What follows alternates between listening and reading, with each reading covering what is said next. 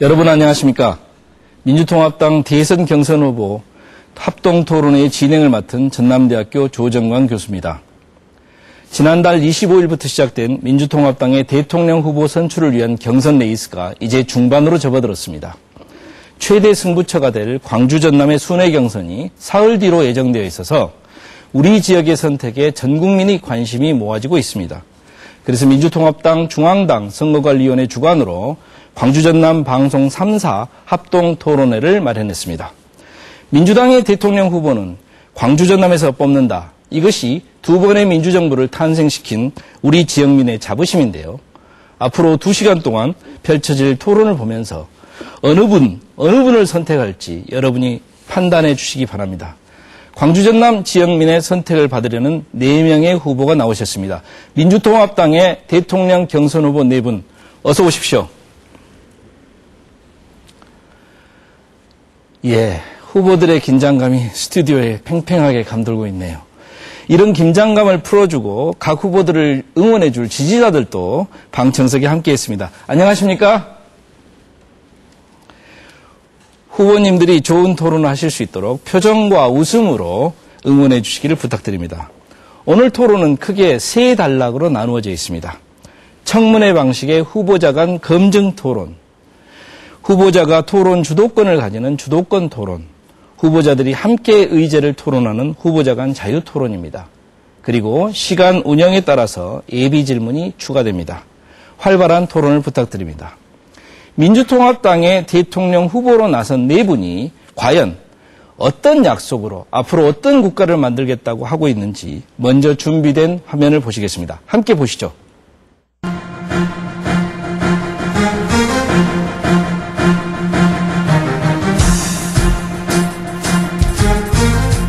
중산층과 서민의 대통령이 되겠습니다.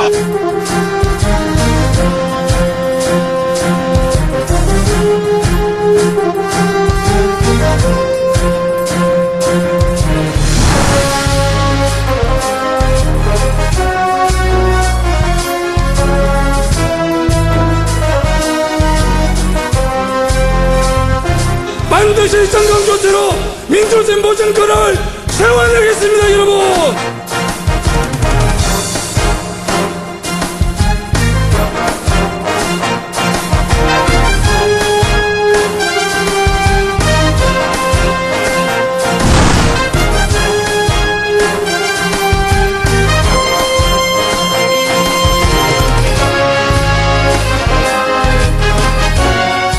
함께 잘 사는 나라, 저녁이 있는 삶을 드리겠습니다.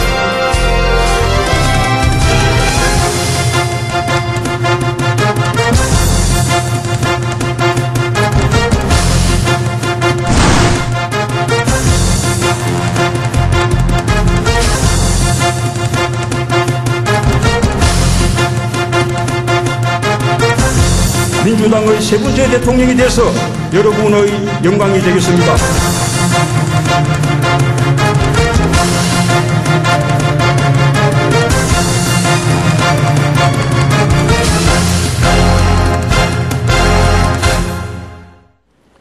예, 내일이 기다려진다. 내게 힘이 되는 나라, 또 저녁이 있는 삶, 사람이 먼저다. 네 후보의 향후 5년 국정 철학을 읽었습니다. 이 같은 목표를 어떻게 실현할지 지금부터 후보 간 검증 토론을 실시합니다. 후보자 검증 토론은 후보자가 1분 30초 동안 연대에 나오셔서 비전을 발표하고 여기에 대해 3분 후보께서 차례대로 검증을 하게 됩니다. 순서에 따라서 정세균 후보부터 검증되어 오르시겠습니다. 이동해 주시죠.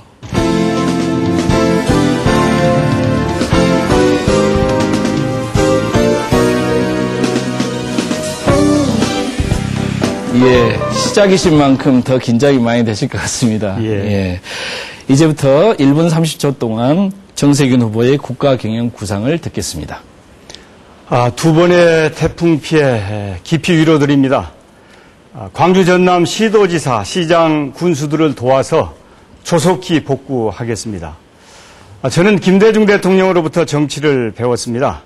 김대중 정신은 민생, 민주주의, 남북 평화, 지역주의 극복입니다.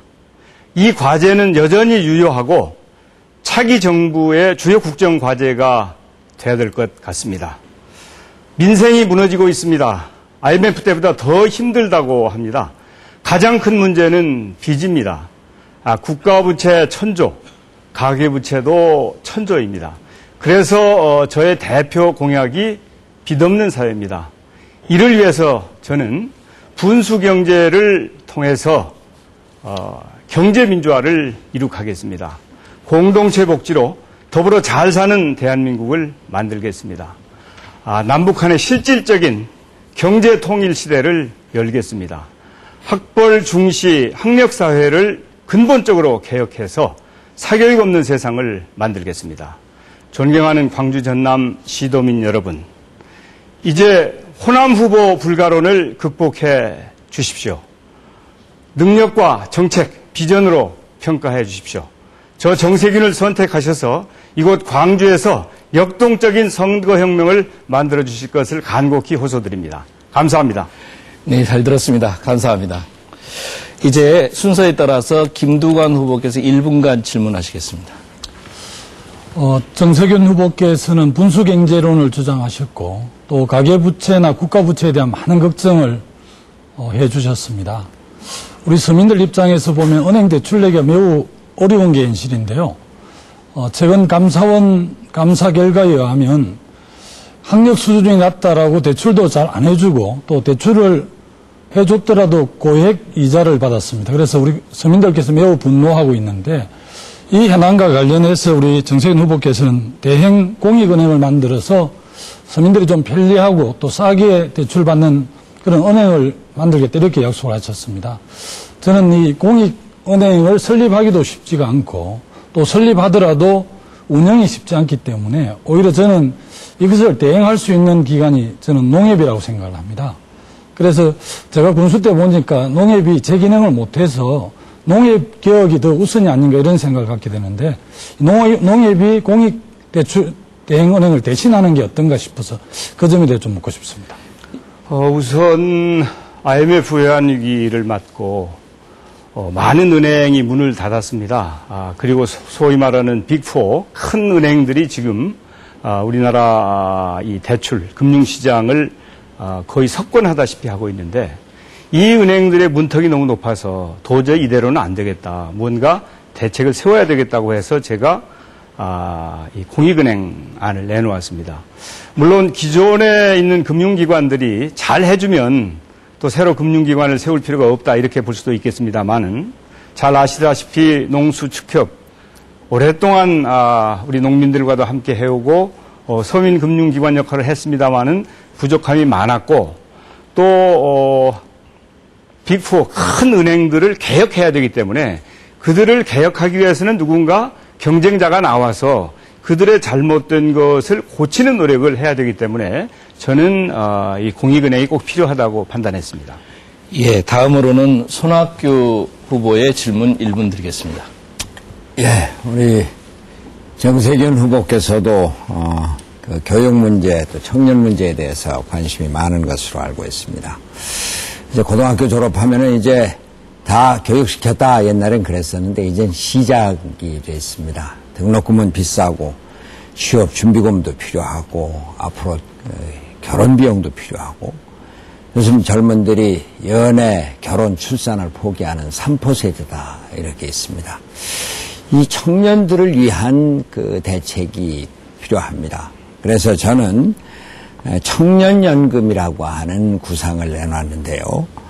아이가 태어나면서부터 부모와 국가가 반반씩 이를테면은 부모가 5만 원 내면은 그 국가가 5만 원 내고 이렇게 저소득층은 조금 내고 많이 내고 저소득층은 적게 내고 이렇게 해서 이것을 앞으로 등록금으로도 쓰고 취업준비금으로도 쓰도록 하는데 여기에 대해서 어떻게 생각하시는지 말씀 좀 해주시죠.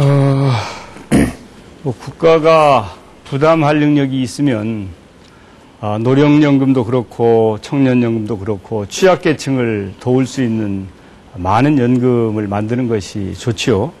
그런데 문제는 지금 우리 당에서 기초노령연금을 2배로 증액하겠다는 공약을 내놓았는데 아직 시작도 하지 못하고 있거든요.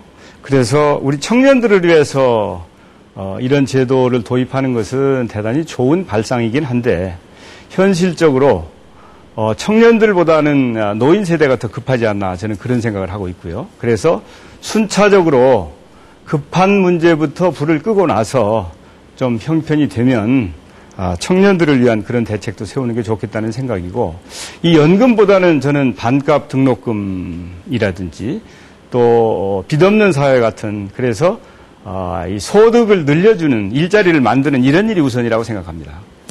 네, 감사합니다. 세 번째로 문재인 후보의 1분 질문 되겠습니다. 예. 얼마 전에 그 법원에서 이 긴급조치 위반으로 형을 복용했던 그런 분들에 대해서 재심 재판에서 35년 만에 무죄를 선고를 했습니다. 그 판결에서 법원은 유신이 헌정 질서를 파괴한 위헌이었다, 이렇게 확인을 했거든요. 그런데 얼마 전에 또 박근혜 후보 선대위원장이 유신은 박정희 전 대통령이 자기 권력을 유지하기 위해서 한 것이 아니라 수출 100억 달러를 넘기기 위한 조치였다. 유신이 없었으면 우리나라는 100억 달러 달성하지 못했을 것이다. 박근혜 후보도 이런 식으로 5.16 군사 쿠데타 또 유신 독재에 대해서 뭐 나라를 위기에서 구한 것이었다, 국의 결단이었다, 이렇게 미화하고 정당화하는 발언을 끊이지 않게 하고 있거든요. 우리 정 후보님은 종로에서 홍사덕 위원장 물리치고 당선되셨는데 이런 역사인식에 대해서, 이런 역사인식 가지고 경제민주화 가능하다고 보십니까? 저는 이 박근혜 후보가 주장하고 있는 경제민주화는 그야말로 구호뿐이지 실질적으로 아마 대통령이 되고 나면 폐기 처분될 것이다, 이렇게 생각합니다. 그래서 그분의 말을 전혀 믿을 수가 없고요. 국민이 이명박 대통령한테 한 번 속았는데 이번에 또 속지 않으시기를 진심으로 기대하고 있고요. 이 유신에 대한 이분의 이 반응이나 태도를 보면 참 기가 막힙니다. 그래서 저는 이분은 대통령 될 자격이 없는 것은 물론이고 후보 될 자격도 없다, 이렇게 저는 말씀을 하고 있지요. 제가 원래 이 종합무역상사를 다니면서 한국 제품을 수출한 사람인데 제가 그래서 수출 선수입니다. 이 수출하고 유신하고는 그야말로 전혀 일말의 연관성도 없었고 그것은 정말 아전인수도 너무 심각한 아전인수여서 터무니없는 일이기 때문에 박근혜 후보를 절대 대통령으로 만들어서는 안 되겠습니다. 예, 감사합니다. 이제까지 정세균 후보의 검증 순서였습니다. 감사합니다. 자리로 이동해 주시죠. 자, 이번에는 김두관 후보께서 검증대에 서겠습니다. 연단으로 이동해 주시죠.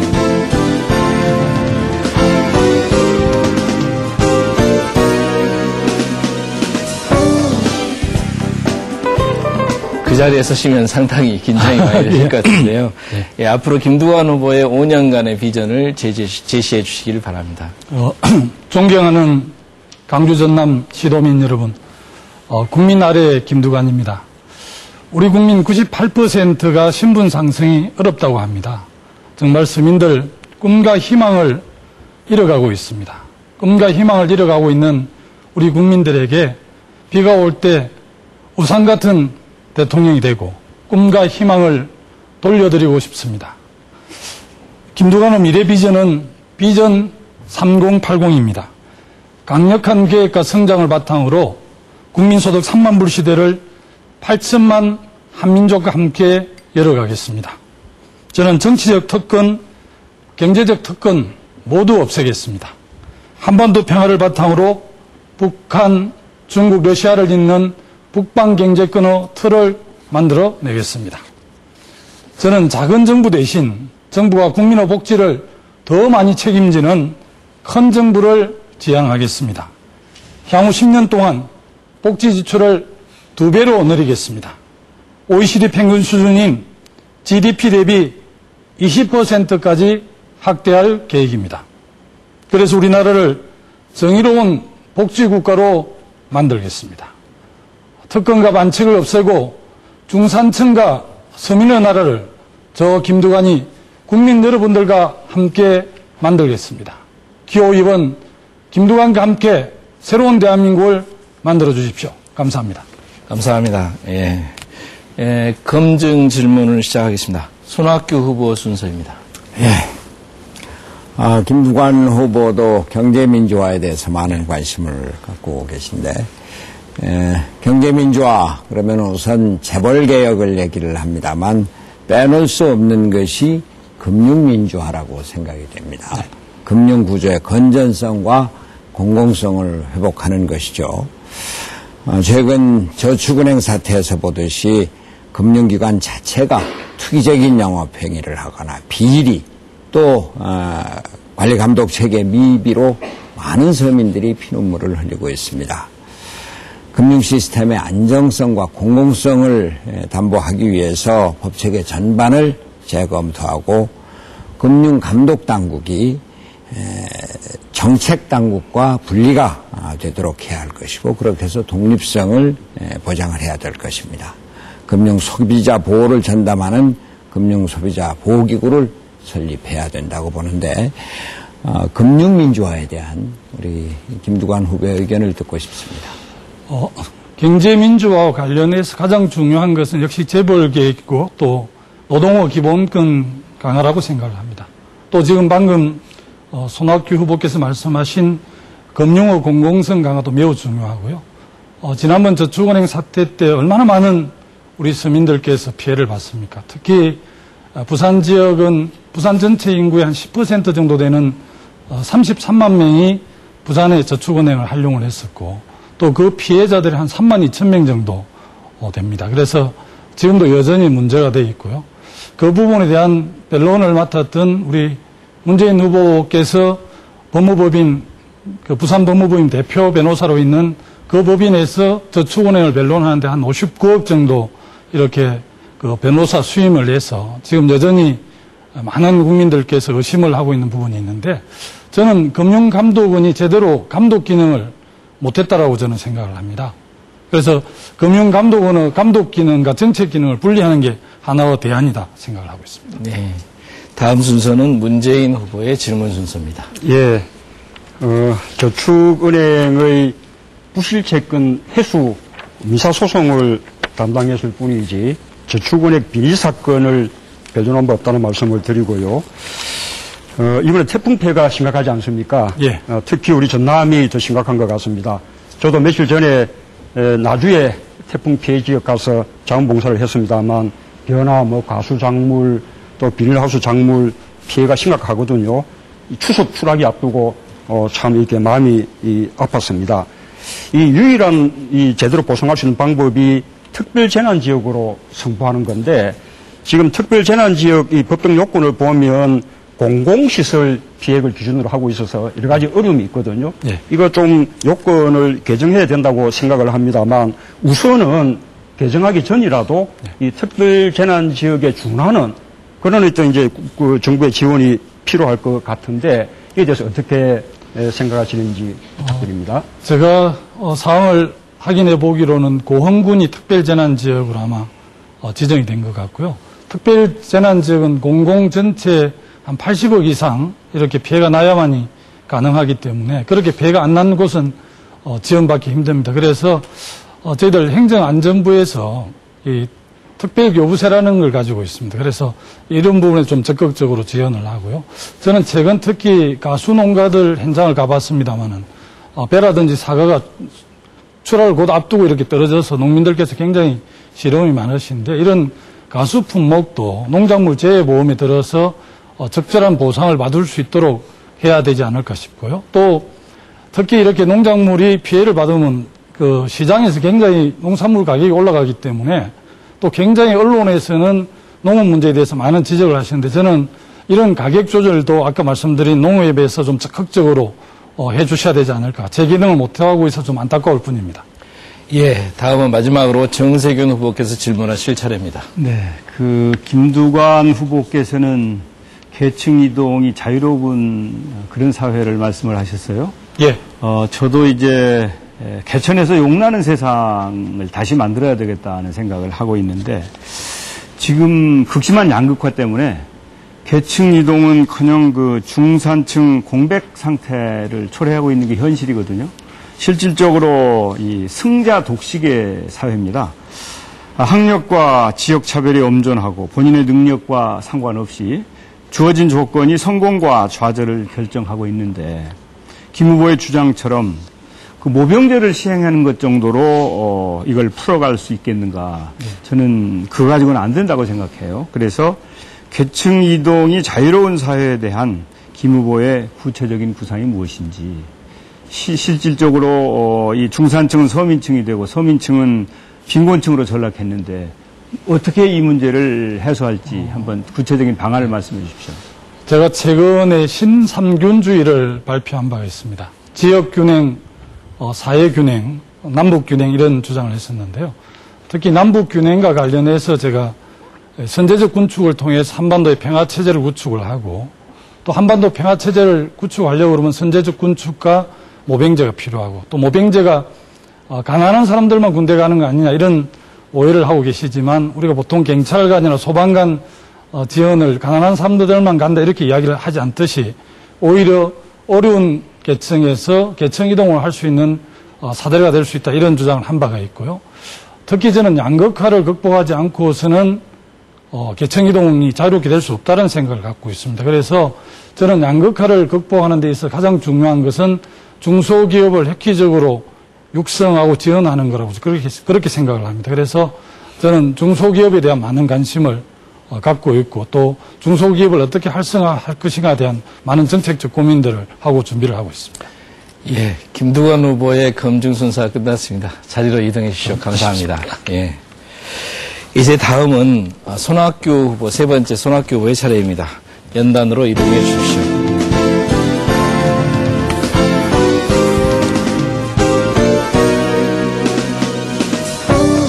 후보님들이 서로 치열하게 이게 말씀을 주고받고 계시는데요. 많이 긴장이 되시겠습니다. 예, 손학규 후보님 앞으로 5년 후보님의 국가 경영의 구상 말씀해 주십시오. 광주 생각만 해도 가슴이 뜁니다. 무등산만 바라보아도 가슴이 뭉클해집니다. 오늘도 광주에 와서 광주 정신 받들고 김대중 정신 받들어서 정권 교체 이루고 모든 국민이 함께 잘 사는 나라, 남북 평화를 이루고 국민들에게 저녁이 있는 삶을 드리겠다고 다짐합니다. 그런데 민주당이 위기에 처해 있습니다. 정권 교체의 희망이 가물거리고 있습니다.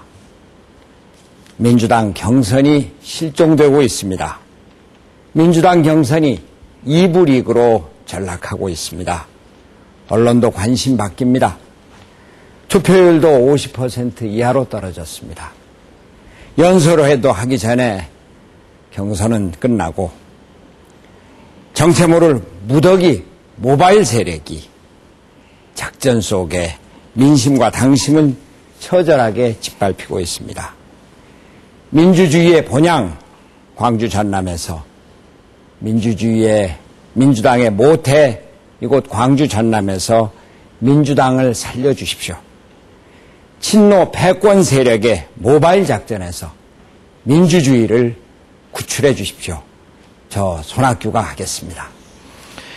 예, 잘 들었습니다. 이제 검증 질문 순서입니다. 순서에 따라서 문재인 후보 먼저 하시기 바랍니다. 예, 제가 지금까지 6개 지역에서 치러진 이 우리 지역 경선에서 모두 이제 압도적 지지를 받았고 전국의 모든 권역에서 골고루 압도적 지지를 받았는데 그렇게 지지해 준 분들이 전부 친노 패권주의에 의해서 지지했다는 말씀이신지 그리고 지금 100만 명이 넘는 국민들이 지금 선거인단으로 그렇게 참여를 해주고 계신데 그런 말씀은 그렇게 많이 참여해 주시는 우리 국민들의 어떤 성의를 또 민주당에 대한 성원을 그리고 정권 교체를 위해서 힘을 모으자는 그 뜻들을 조금 패배하는 그런 말씀이 아니신지 오히려 이렇게 민주당의 경선을 흔들 것이 아니라 우리가 더 단합해서 더 큰 힘을 모으도록 그렇게 하셔야 될 것이 아닌가 하는 질문 말씀을 드립니다. 예, 우리 문재인 후보 말씀대로 제가 진정한 민의를 잘못 읽었다면은 제 잘못이죠. 그런데 어떻게 당원 대의원 투표, 또 투표소 직접 투표, 그리고 모바일 투표가 그렇게 차이가 나는지 많은 국민들이 정말로 경악을 하고 있습니다. 그리고 무엇보다도 모바일 투표, 이거 문제가 많다고, 통합진보당 사태가 왜 생겼는지 우리가 잘 알면서 이거 원천적으로 다시 검토를 해야 된다고 그렇게 절실하게 얘기를 했건만 민주당의 지도부 당권파는 들어주지 않았습니다. 그리고 도무지 연설도 하기 전에 투표가 다 끝나는 이러한 제도는 어떻게 설명을 해야 됩니까? 이제 우리는 진정 겸허한 마음으로 국민들의 귀에, 목소리에 귀를 기울여야 할 것입니다. 예, 다음은 정세균 후보의 질문 순서입니다. 1분입니다. 네. 그 손 후보께서는 완전 고용국가를 약속을 하셨어요. 네. 그러면 얼마나 좋겠습니까? 2020년까지 70% 이상 고용률 달성하겠다 이렇게 말씀을 하셨는데 그 대표적인 목표형 공약이죠. 뭐 경제 성장률 몇 프로 하는 식으로 이 뭐 고용률을 높이는 정책을 펴겠다는 데는 저도 똑같은 생각인데 우리나라의 고용률이 낮은 이유는 이제 비경제 활동 인구가 많기 때문인데 주부들이 이제 대표적이죠. 그래서 이 비경제 활동 인구가 일할 수 있는 사회를 만들어야 목표를 달성할 수 있을 텐데 구체적인 방안이 무엇인지 또 이 손 후보께서는 이제 일자리 창출과 관련해서 노동시간 단축을 통해 일자리를 나누자 이런 말씀을 하셨습니다. 네. 그런데 그러려면 노사 대타협이 필요하지 않겠습니까? 어떤 방법으로 이걸 성취할 수 있겠는지 구체적인 방안을 말씀해 주십시오. 예. 우선 정 후보께서 말씀하신 대로 목표를 제시하는 그런 공약입니다. 지금 우리나라 고용률이 한 60% 정도 되죠. 이것을 고용률을 올려야 되는 것은 뭐 지상과제입니다. 그것을 위해서 물론 경제를 활성화시켜야 되는 것이 먼저이고 또 고용 달력이 낮은 대기업보다 중소기업을 적극 지원해야 되는 것 또한 과제입니다. 노동시간을 줄여서 일자리를 나누는 것도 한 과제고 지금 방금 말씀하신 여성 노동자들의 고용률을 높이는 것 이것을 위해서는 우선 보육제도를 좀 더 강화해야 됩니다. 우리가 이미 공약을 하고 있습니다만 보육에서부터 여성들을 좀 해방시키고 또 방금 말씀하신 노동시간을 줄이는 일, 노사 대타협이 필요합니다. 그래서 대통령의 능력, 대통령의 조정 능력이 필요한 것 아니겠습니까? 노사정 협의회를 다시 시간이 활성화시키도록 하겠습니다. 감사합니다. 시간이 되었습니다. 네. 가능하면 시간을 지켜주셨으면 좋겠고요. 이제 김두관 후보 질문 1분 있습니다. 네. 손 후보님은 그동안 꾸준히 친재벌적인 행보를 해오셨습니다. 한나라당 시절에 정몽구 회장의 구속을 반대하기도 했고 또 현대자동차 파업 철회를 촉구하기도 했습니다. 2007년 우리 민주당을 오신 뒤에는 출종제 폐지를 주장을 했고 또 기업 규제 완화를 주장한 바도 있습니다. 2010년 정동영 전 의장께서 부유세 신설을 이야기했을 때 징벌세람에 강력히 반발하기도 했습니다. 그런데 대통령 출마에서는 경제민주화 말씀도 해주시고 최근 저녁이 있는 삶 이야기를 해주셨습니다. 다 좋은 말씀이시지만 너무 노선이 왔다 갔다 하신다는 이런 평가를 받고 있는데요. 이렇게 노선이 좀 많이 이렇게 바뀌신 부분에 대해서 좀 설명을 듣고 싶습니다. 예, 우선 바뀐 게 없고요. 우리가 경제민주화를 한다고 하는 것이 재벌을 때려잡자, 기업을 때려잡자 이 얘기는 아닙니다. 대기업은 대기업대로 세계를 향해서 쭉쭉 뻗어나가서 수출 많이 하고 일자리 많이 만드는 것, 우리 대기업에 대해서 오히려 정부가 뒷받침을 해야 됩니다. 다만 이 대기업이 골목상권 침해하고 중소기업이 개발한 기술 또 양성한 인력 뺏어가고 중소기업 잡아먹는 일 이런 일 하지 못하게 하자고 하는 것입니다. 정몽구 회장의 구속을 반대한 것도 형사소송법에 의해서 불구속 원칙을 지키라고 하는 것이고 당시 현대자동차가 미국 조지아주 또 슬로바키아에 공장을 증설하게 돼 있는데 이것 때문에 지장을 받고 있으니까 불구속으로 수사해서 그 현대자동차가 세계로 뻗어나갈 수 있는 일, 그것을 막지 말아라. 그런 뜻이었습니다. 예, 감사합니다.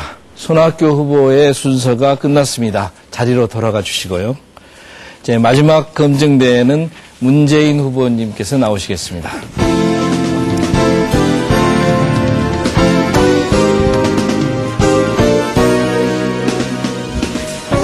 아주 치열한 논쟁이 계속 벌어지고 있습니다만 시간 제한이 있지만 2단계, 3단계에서 계속 토론할 수 있을 거라고 생각합니다. 자, 문재인 후보께서 가진 5년간의 국정구상 밝혀주시죠. 예. 이 과거 박정희 정권과 역대 새누리당 정권은 불균형 성장 정책을 국가 발전 전략으로 삼았습니다. 그 때문에 수도권과 지방, 또 지방과 지방 간의 격차가 극심해졌습니다. 그 가운데 호남은 늘 홀대받았습니다. 참여정부는 그런 격차를 바로잡기 위해서 국가 균형 발전을 가장 중요한 국정 목표로 그렇게 삼았습니다. 그런데 MB정부는 또 거꾸로 갔습니다. 수도권과 지방 간의 격차는 더 심해지고 호남은 더 소외됐습니다. 참여정부가 낙후된 광주 전남 살리기 위해서 시작한 아시아 문화중심도시 조성, 그리고 광산업 육성, 혁신도시, 서남향 개발, 무한기업도시, 이런 많은 사업들 이명박 정부에서 축소되고 지연되고 취소됐습니다. 저는 국가균형발전의 국정철학을 다시 되살리고 더 발전시키겠습니다.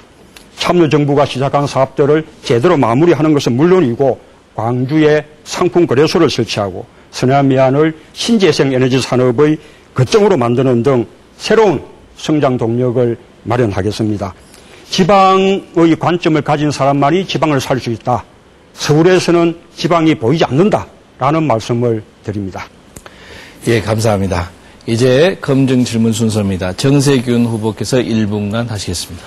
예, 문 후보의 대표 공약이 일자리 창출인 것으로 알고 있습니다. 그거야 세계 공통이죠. 지금 일자리가 얼마나 중요합니까? 그런데 저는 좀 솔직할 필요가 있다고 생각해요. 세계 경제가 너무 어려워서 일자리 만들기 정말 힘들거든요. 이렇게 어렵다 보면 이제 기업들이 이런저런 요구를 합니다. 규제도 완화해달라, 또 이런저런 지원을 해달라, 이런 요구를 할 텐데 아마 경제 민주화의 요구에도 반기를 들 겁니다. 만약에 대통령이 이 국정 우선순위에 대해서 잘못 평가하면, 판단하면, 이명박 정권처럼 기업들만 배를 불리고 국민은 배를 골리는 이런 상황이 만들어질 수도 있거든요. 그럴 경우에 문 후보는 어떻게 하실 건지. 예를 들어서 일자리인가, 개혁인가. 둘 다면 좋지만 양자택일을 해야 된다고 하면 어떤 걸 택할 것이고 그 이유는 무엇인지 좀 말씀해 주십시오. 예, 지금까지 우리는 경제 민주화라든지 복지 확대라든지 또 일자리라든지 이런 문제들을 경기가 나쁘니까, 경제가 나쁘니까 하면서 늘 미뤄왔습니다. 나중에 경기가 좋아지면 해야 될 과제라고 그렇게 이제 생각들 해왔는데요. 그러나 저는 오히려 경제 민주화, 그 다음에 복지 확대, 또 일자리 좋은 일자리 만들기 하는 것은 경제가 어려울수록 경제를 살리기 위해서 해야 된다고 생각합니다. 좋은 일자리들을 많이 만들어내면 우선 중산층 서민들 소득이 올라가고 그러면 소비 능력이 늘어나기 때문에 소비가 진작되지요. 그러면 예술 경기가 살아나서 투자가 촉진되고 또 성장하면서 일자리가 더 또 이렇게 또 생기게 되는 것이거든요. 이 일자리가 또 복지, 경제민주화의 핵심 과제이기도 합니다. 그래서 저는 경기가 나쁘다고 경제민주화, 복지, 좋은 일자리 만들기 미룰 일이 아니라고 생각을 합니다. 예, 김두관 후보의 질문 순서가 되겠습니다. 저는 FTA 협정과 관련해서 원칙을 좀 가지고 있습니다. 서민과 중산층에 도움이 되는 FTA 협정은 반드시 해야 한다. 재벌과 특권층에만 도움이 된다면 단호히 반대하는 원칙을 갖고 있습니다. FTA 독소 조항이 많이 있지 않습니까? 한국에 투자한 미국 자본이나 기업이 한국 정부를 상대로 국제민간기구에 제소할 수 있게 돼 있는 ISD 조항 같은 거 말입니다. 특히 이제 한미 FTA가 체결이 됐는데요. 특히 우리 전남이 농도인데 강주 전남의 농축산업이 굉장히 큰 타격을 받게 되어 있습니다. 그래서 저는 대통령이 당선이 되면 곧바로 미국 정부와 의회하고 FTA 재협상에 돌입을 하겠다. 저희들이 간곡히 요청해도 미국 정부에 들어주지 않으면 폐기까지도 검토하겠다 이런 약속을 한 바 있습니다. 문 후보께서는 미국이 재협상에 응하지 않으면 폐기할 용의가 있으신지 묻고 싶습니다. 저도 이명박 정부가 한미 FTA를 일방적으로 비중 강행한 것, 그거 대단히 잘못됐다고 생각합니다. 그러나 이제 또 비준된 이상 하나의 국제적인 조약으로 우리가 또 존중해야 된다고 생각합니다. 그러나 그 가운데 아까 말씀하신 여러 독소 조항들, 우리 국민들이 염려하는 그런 조항들은 우리가 단호하게 미국에 대해서 재협상 요구를 해야죠.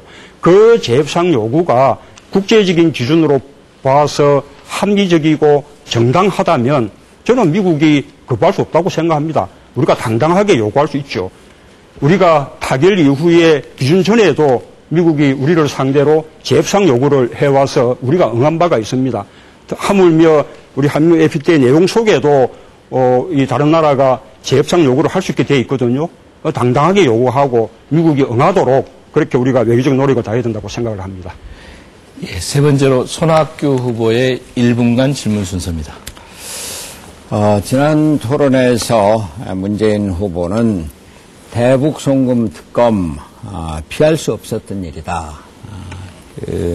다른 예비 후보께서 사과를 요구했을 때 사과를 할 수가 없다 이렇게 말씀을 하셨습니다.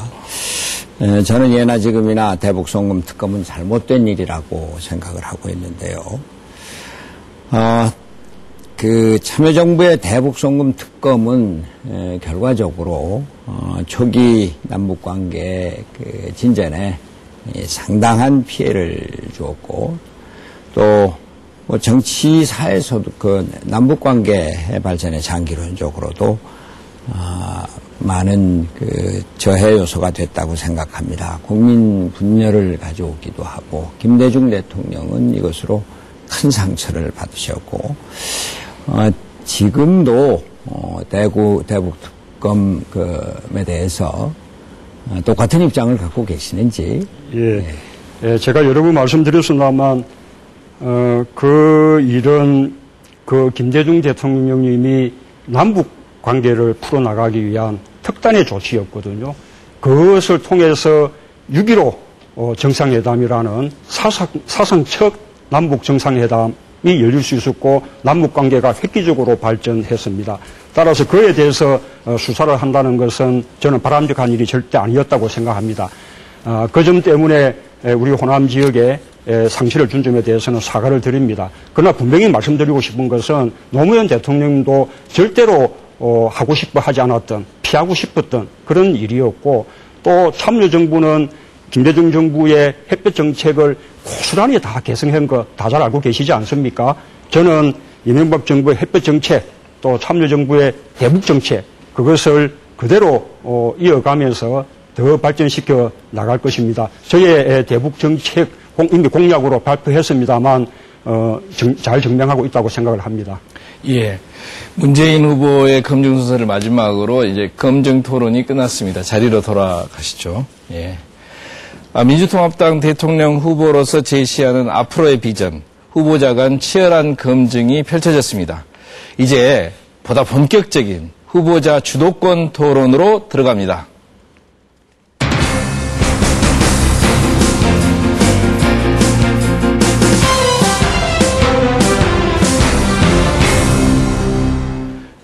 주도권 토론에서는 후보자가 토론을 주도하게 됩니다. 각 후보에게 6분의 주도권 시간을 드리고 2명 이상의 후보를 지정해서 토론을 하셔야 합니다. 후보들께는 각 1분씩 2차례의 찬스 발언 기회도 주어집니다. 이 말은 꼭 해야 할 때 이 찬스 발언을 활용하시기 바랍니다.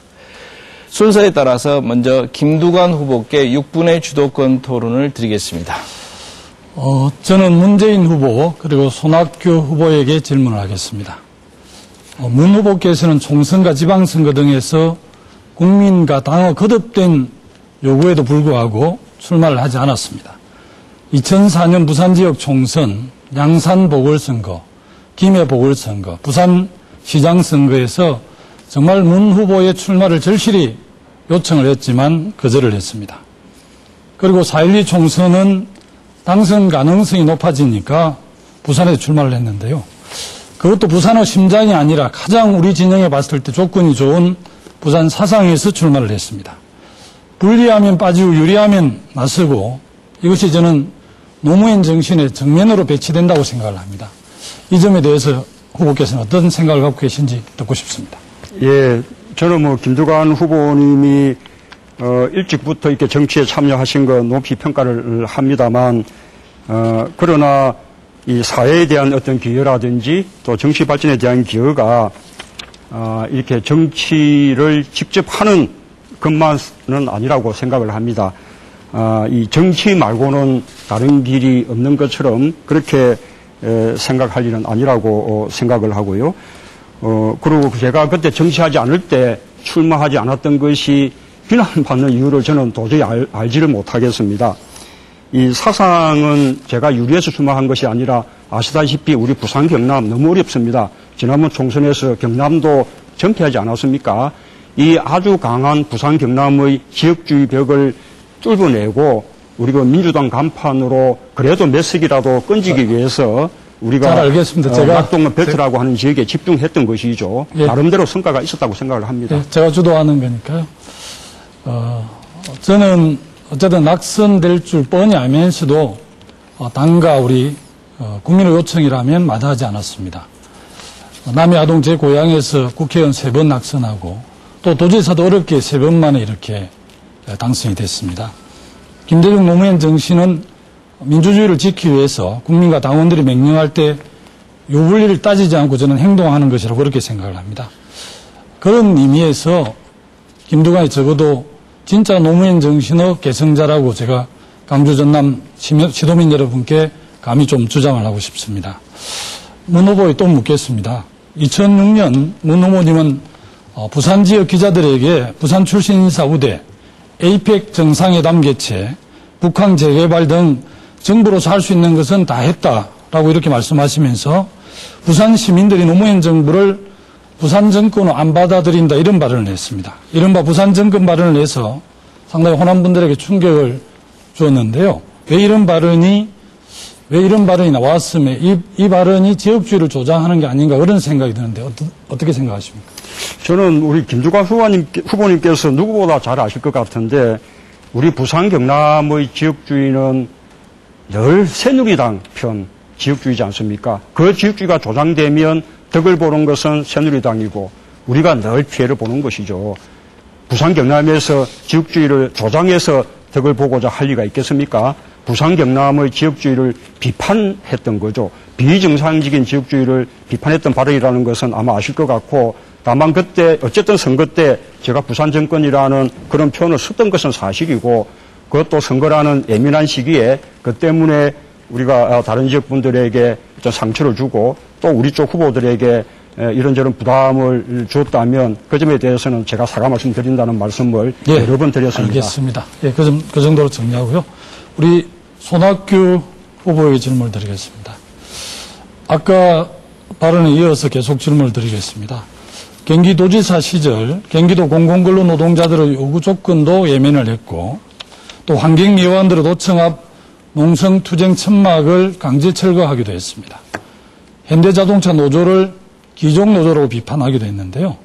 일관되게 반노조 친재벌 입장이었다는 것을 저는 분명히 좀 말씀을 드리고 싶습니다. 반노조였던 분이 저녁이 있는 삶을 말씀하시기 때문에 사람들이 믿지 못하는 것 같습니다. 이 점에 대해서 좀 어떤 생각을 갖고 계신지 묻고 싶습니다. 예. 현대차 노조, 당시,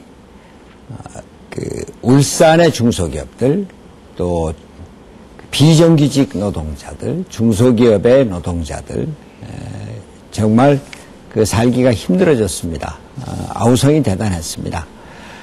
물론 제가 그 현대차 노조라고 하는 측면에서 노조의 파업 중단을 요구한 게 노조한테는 미안한 일이지만 우리 국민 경제 그리고 더 어려운 중소기업과 중소기업 노동자들을 위해서 대변했다는 말씀을 드리고요. 당시 경기도지사로서 일자리 만드는 일, 투자 유치하는 일, 이것에 우선순위를 뒀었던 것이 사실입니다. 그리고 노조에 대해서 적극 배려를 하지 못한 점 인정을 합니다. 네, 제주도권이라서 네. 그 정도 시간만 드리겠습니다. 지금 저는 대한민국은 재벌공화국이라고 생각을 합니다. 정치, 경제, 사회, 문화 모든 부분에서 너무나 많은 영향력을 끼치고 있습니다.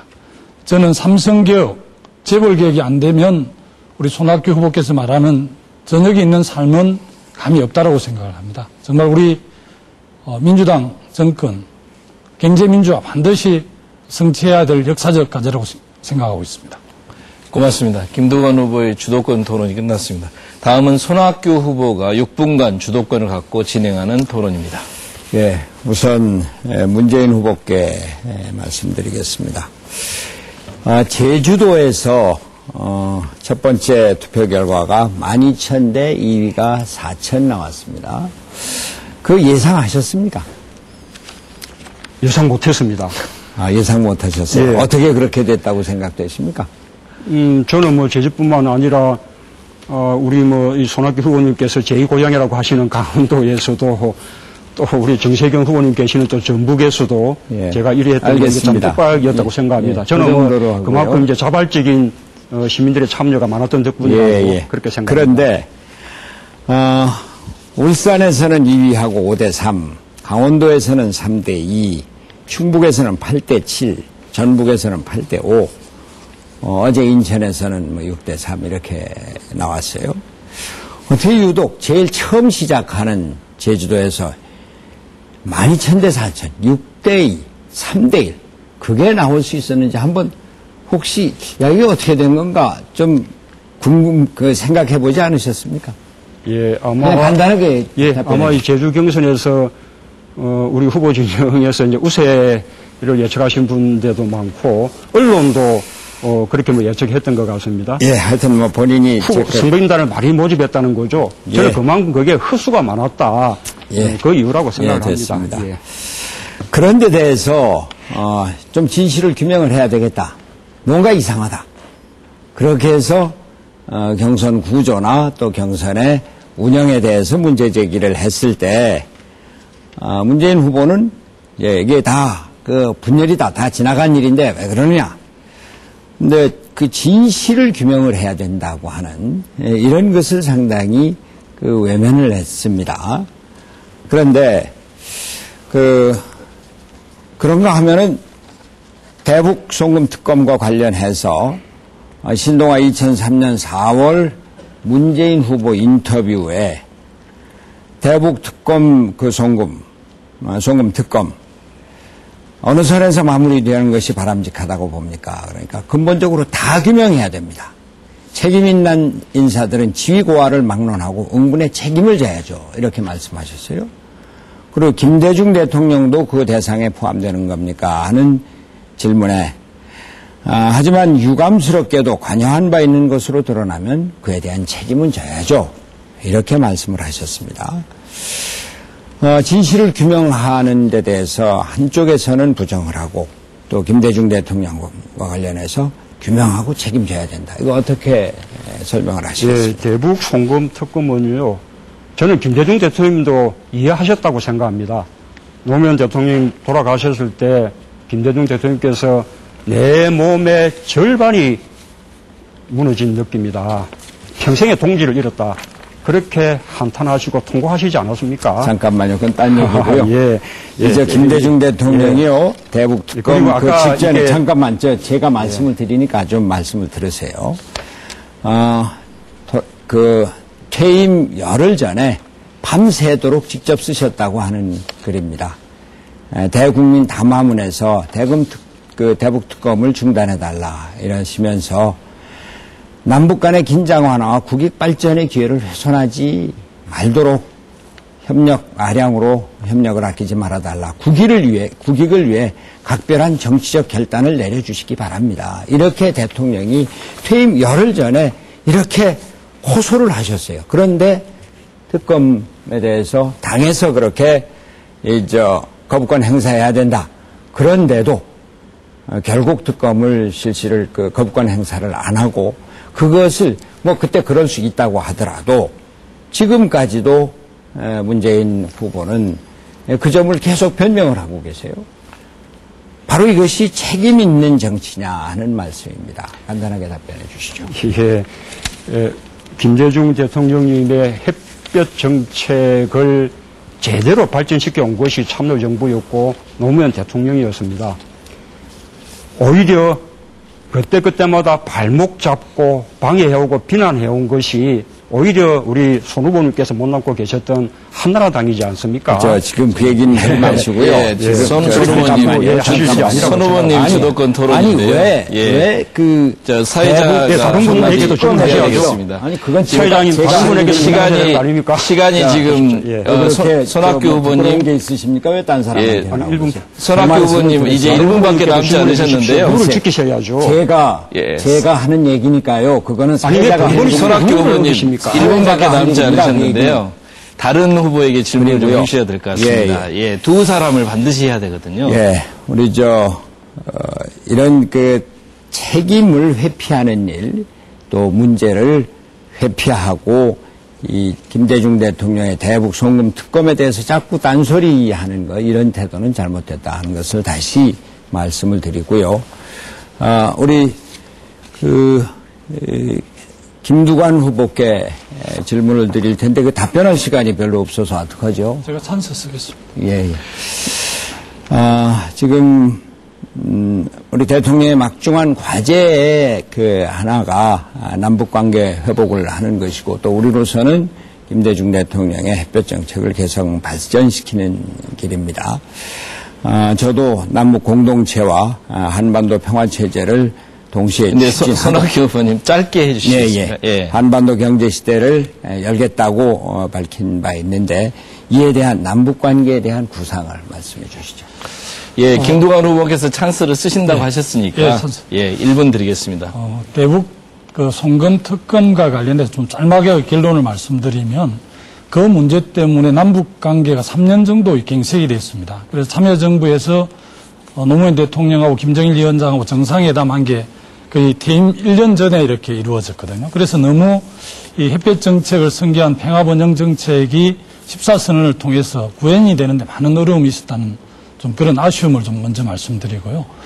저는 이 북방 경제를 통해서 2만 불 시대의 한국 경제를 3만 불 시대로 열어갈 수 있는 가장 블루오션이다 이런 생각을 갖고 있습니다. 그래서 이 북방 경제를 활성화하기 위해서는 반드시 남북이 평화가 이렇게 담보돼야 하고 그 평화를 담보하는 데 있어서 가장 중요한 것은 65만 군대를 30만으로 줄이는 선제적 군축 또 그에 따른 모병제 이런 걸 통해서 남북이 신뢰를 회복해야만이 남북 경제 공동체를 할 수 있기 때문에 그 점에 대해서 저는 북방 경제에 대해서 많은 비전과 관심을 갖고 있고 주장을 하는 것입니다. 감사합니다. 찬스하고 써도 됩니까? 문재인 후보께서 찬스를 1회 또 신청하셨습니다. 문재인 후보께 1분 드리겠습니다. 우선 제가 손학규 후보님께는 정말 간곡하게 좀 말씀드리고 싶습니다. 이 모바일 투표, 국민 경선, 우리 정치 발전하는 것이거든요. 우리 민주통합당이 국민들로부터 지지받는 것이 길이고 정권 교체 이루어내는 길입니다. 이 우리 국민 경선 이렇게 침뱉는 흔드는 그거 이제 조금 그만해 주십사라는 부탁 말씀드리고요. 이 대북 송금 특검은 제가 여러 번 밝혔습니다만 노무현 대통령도 결코 원하지 않으셨던 일이었습니다. 그 점을 다들 잘 아실 겁니다.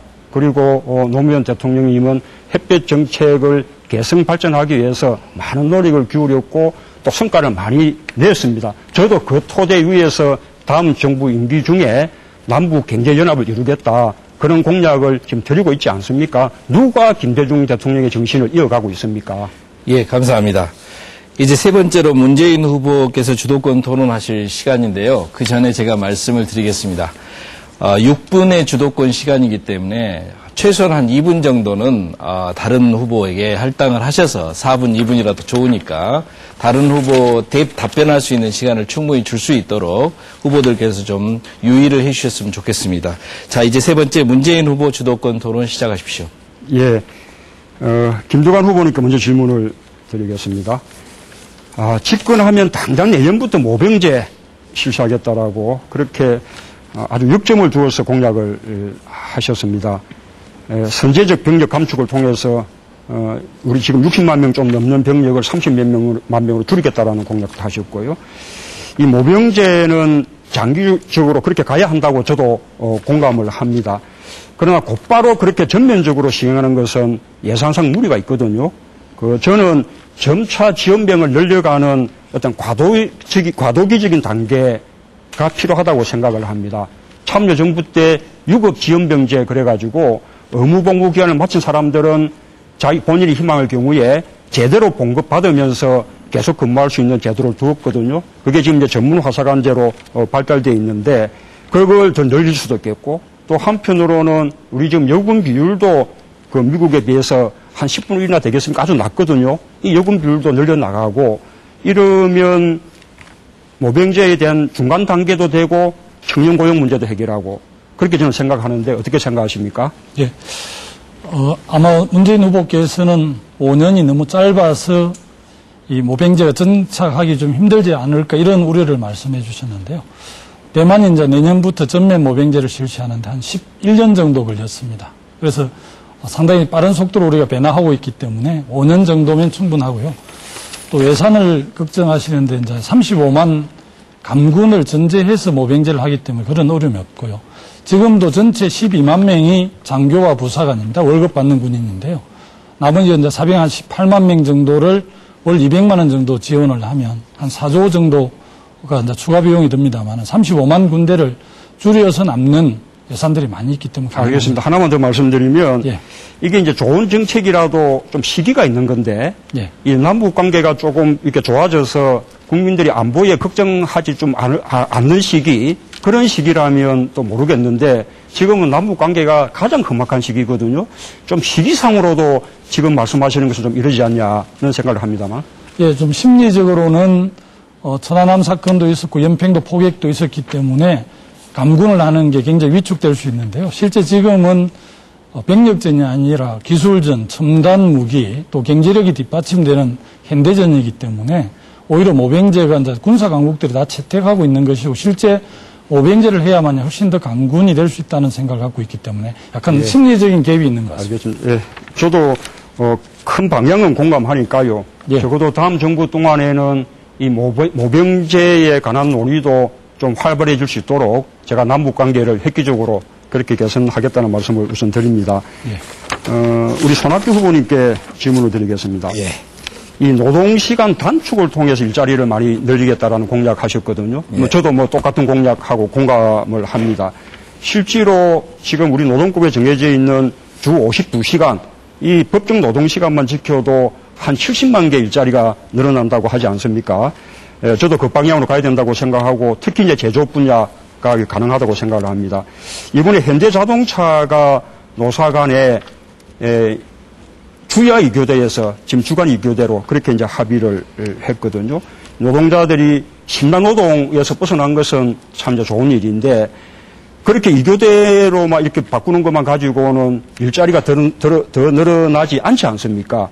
그게 되려면 적어도 3조 3교대라든지 또는 3조 2교대라든지 이렇게 교대제가 더 늘어나야 일자리가 더 생길 것 같은데 또 그렇게 하려면 또 기업이 또 인건비가 또 늘어나게 되고 또 잘못하면 또 노동자들의 수입이 또 감소하게 되고 이런 또 딜레마가 있거든요. 이런 문제를 어떻게 생각하시고 어떻게 해결하실 생각이신지요? 예, 저희가 작년부터 노동시간 단축을 요구하고 또 노조는 노조대로 또 노사 간에 협의를 해서 요구를 하고 이것이 이번에 합의가 된 것 아주 참 기쁜 일입니다. 물론 지금 당장 일자리가 늘어나지는 않습니다. 8시간, 9시간 뭐 이렇게 해서 그리고 노동 강도는 더 심해지겠죠. 그러나 그러한 과정에서 기업은 기업대로 경영 효율성을 높이고 노동자들은 더 그 생산성을 높이고 하면서 일자리가 더 늘어나는 것이 그동안의 추세였거든요. 예, 하나만 더. 네. 예. 그러면 사실은 그렇게 이제 하려 그러면 우리 이제 노사정 간의 사회적인 대협약이 필요하거든요. 그게 이제 우리 이제 스웨덴 뭐 모델이나 또는 뭐 네덜란드 모델 이렇게 이제 말하는 겁니다만 참여정부 때 그런 스웨덴 모델, 네덜란드 모델을 말한 것에 대해서 그때 또 한나라당은 좌파 정부라고 엄청 비난을 했습니다. 그에 대해서 어떻게 생각하시는지요? 그 좌파 정부라고 비난하는 사람들이 잘못이죠, 그거야. 그리고 지금 이것은 노사정 협의는 사회적인 추세고 김대중 대통령 때 IMF 위기 때 노사정 협의를 성공적으로 이끌어서 당시 IMF 위기를 극복했죠. 앞으로 제가 집권을 하면은 노사정 그 협의를 활성화해서 노동시간 단축하고 일자리 늘려나가고 그러면서도 그리고 비정규직을 정규직으로 전환하고 이것을 위해서 필요한 정부의 지원을 해 나가고 해서 우리 노사 평화도 이루고 또 일자리도 늘려나가는 정책 취하겠습니다. 문재인 후보님 시간이 다 됐는데 예, 고맙습니다. 그러면 쓰겠습니다. 예, 이 대목에서 정세균 후보께서 찬스를 1분 쓰시겠습니다. 우리나라의 산업화 과정에서 이 노동자들의 기여가 없었으면 오늘이 있었을까. 물론 경영자들도 애쓴 점은 있습니다만은 그런 차원에서 보면 이제 우리나라가 2050 클럽에 가입하고 또 수출도 잘 하고 있고 소득도 늘어나고 했으면 노동자의 삶의 질도 좀 높일 때가 됐다. 저는 그렇게 생각합니다. 그런 차원에서 일자리도 나누고 또 그러므로 해서 일자리도 새로 만들어져서 노동자의 삶의 질도 높이면서 실업 문제도 해결하는 그런 노력이 필요한데 그러기 위해서는 노동자들도 조금 양보를 해야 됩니다. 임금 피크제 같은 것을 전격적으로 수용을 해야 되고 동시에 기업들이 결심을 해야 되거든요.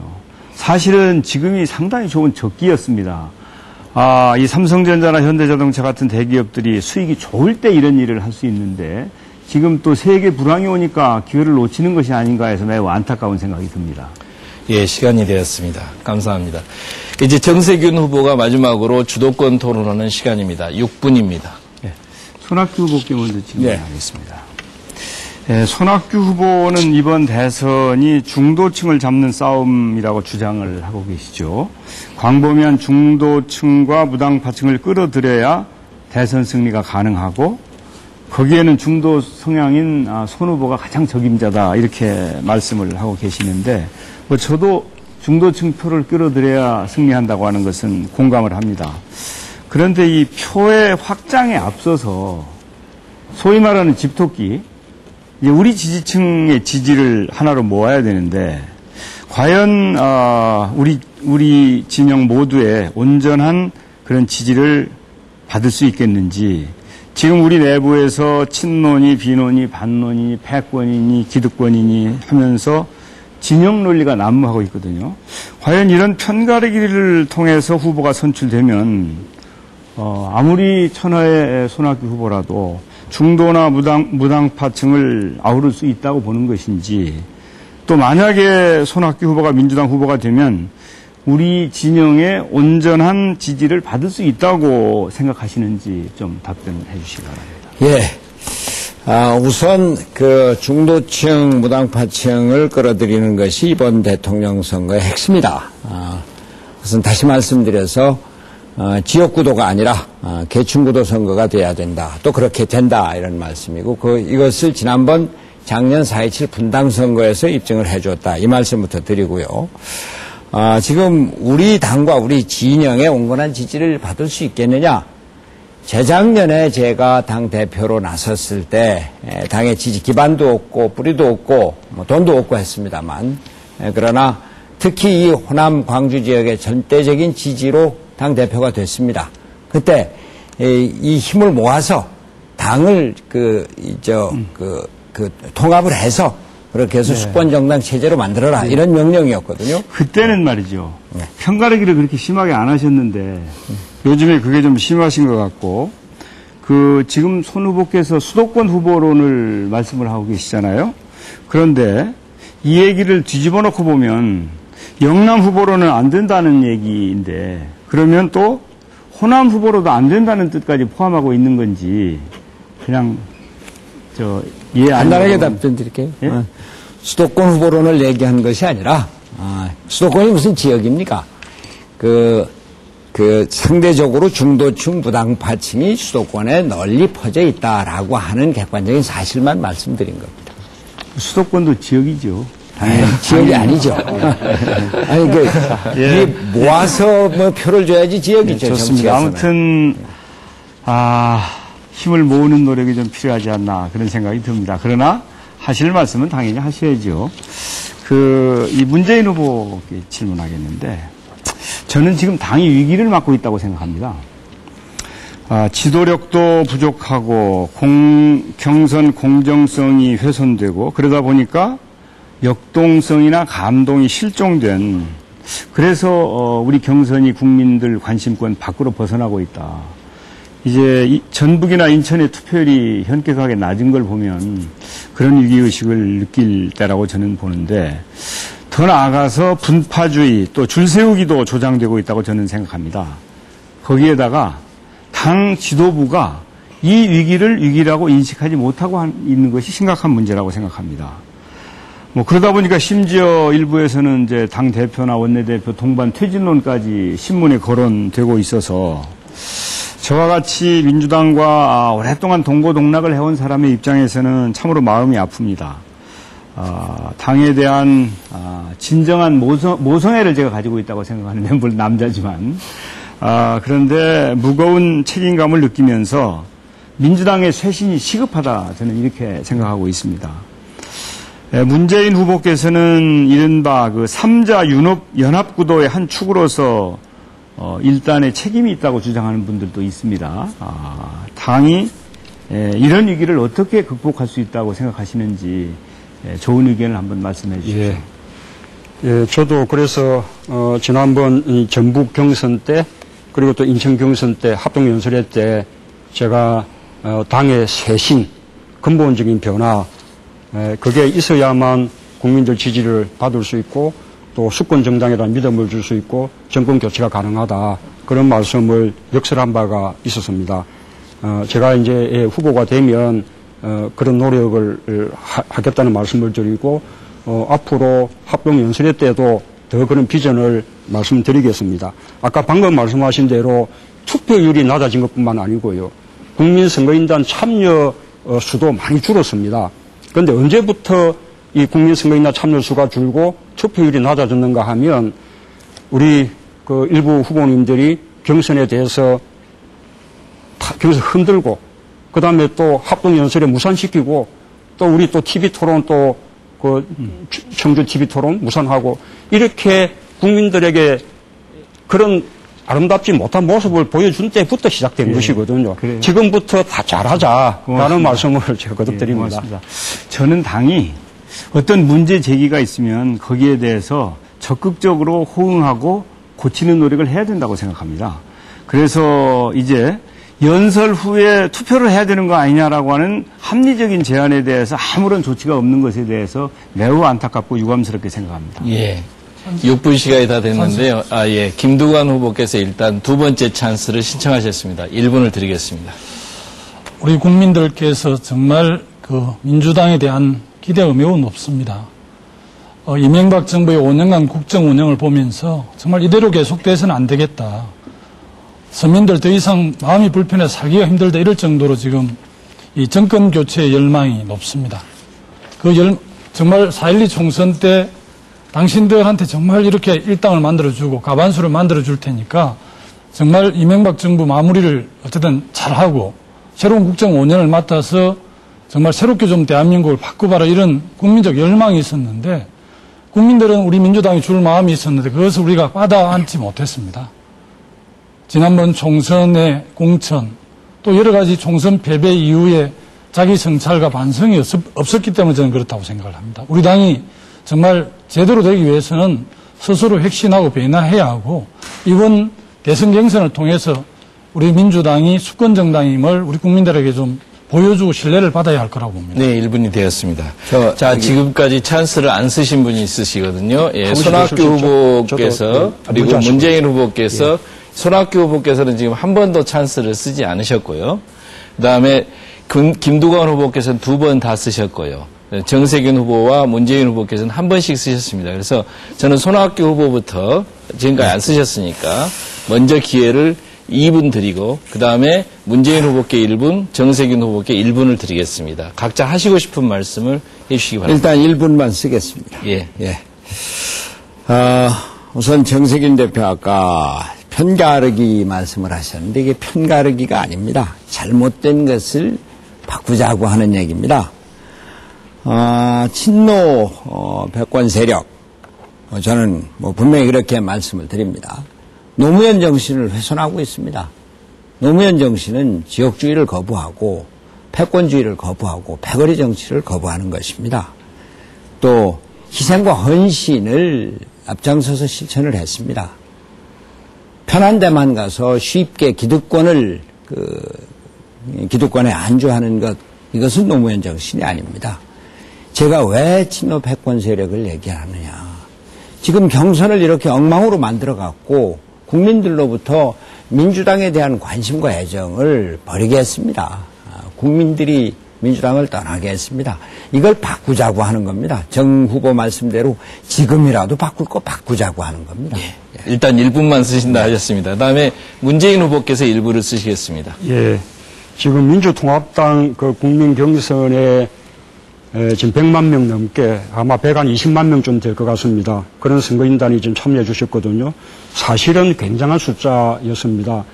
우리가 경선에서 조금만 더 아름다운 모습을 보여줬다면 아마도 150만 명도 저는 넘었을 거라고 생각합니다. 지금 투표율도 과거보다 낮습니다만 이 보궐선거 이런 데 비춰보면 상당히 높은 투표율이죠. 저는 국민들께 감사드려야 된다 생각합니다. 그런데 자꾸 우리가 경선을 우리가 스스로 침뱉고 이런 것은 국민들의 성원에 대한 도리가 아니라고 생각을 합니다.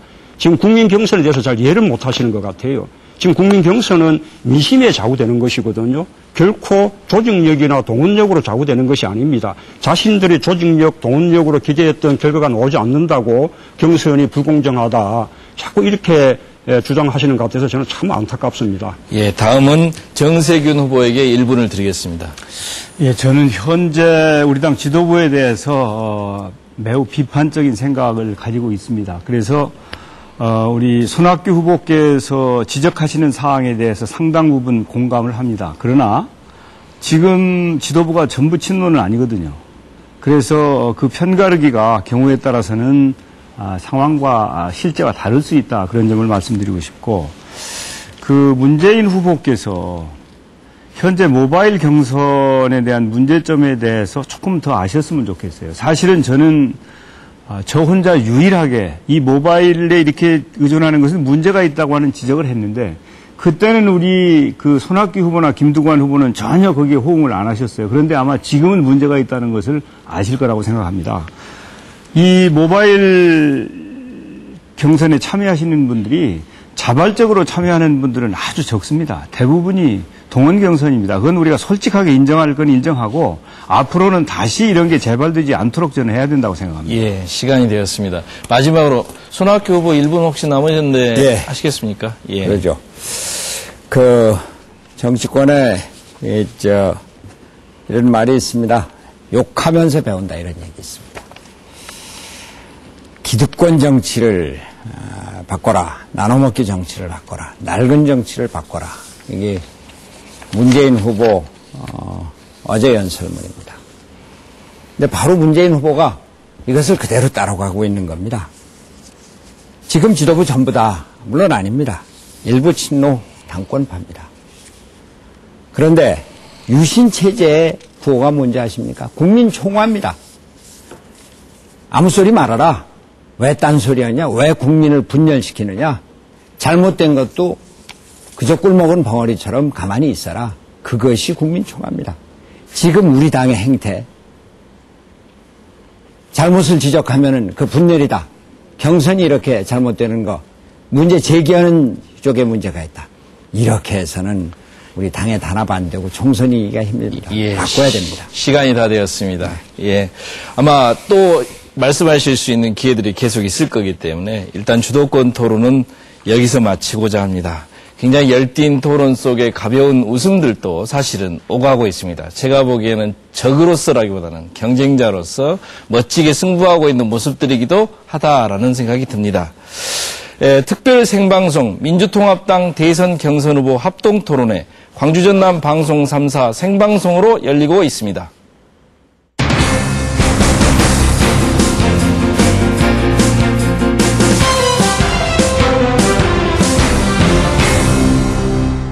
자, 여기서 자유토론을 들어가기 전에 제가 가볍게 공통질문 하나를 드리고자 합니다.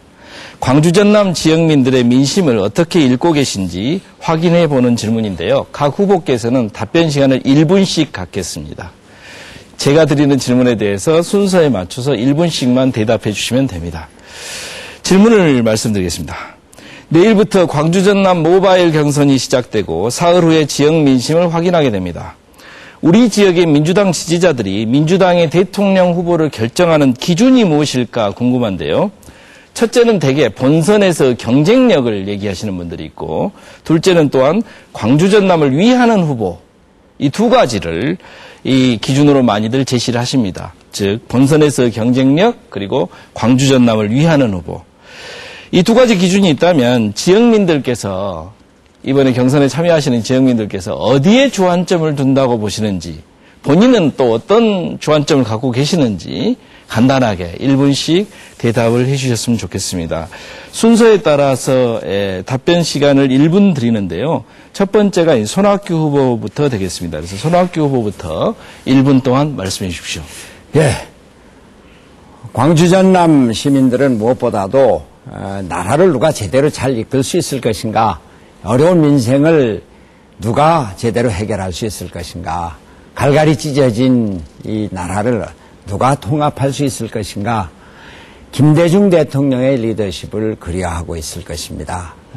민주주의가 이렇게 땅에 떨어지고 민생은 파탄되고 있는 이런 상황에서, 남북관계는 단절되고 있는 상황에서 그동안 우리나라 역사를 앞에서 이끌어오고 민주주의를 꽃피워온 그 광주 전남의 시민들, 무엇보다도 이러한 어려움을 이끌어 나갈 수 있는 유능한 지도자를 요구를 할 것입니다. 그리고 국민 통합을 이뤄서 남북 평화를 함께 이룰 수 있는 경험이 있고 국제적인 안목과 식견도 갖춘 준비된 대통령을 원할 것입니다. 그 안에서 광주 전남의 새로운 발전이 이루어질 것입니다. 예, 고맙습니다. 두 번째로 문재인 후보께 묻습니다. 예, 저는 우선 좀 경쟁력도 중요하게 보신다고 생각을 합니다. 이 정권 교체에 관한 열망, 그리고 또 국민의 정부와 참여정부를 잇는 세 번째 민주정부 수립에 대한 열망이 광주 전남이 대단히 강하기 때문에 누가 이길 수 있는 후보냐라는 점을 저는 중요하게 본다고 생각하고 거기에 힘을 모아줄 것 같습니다.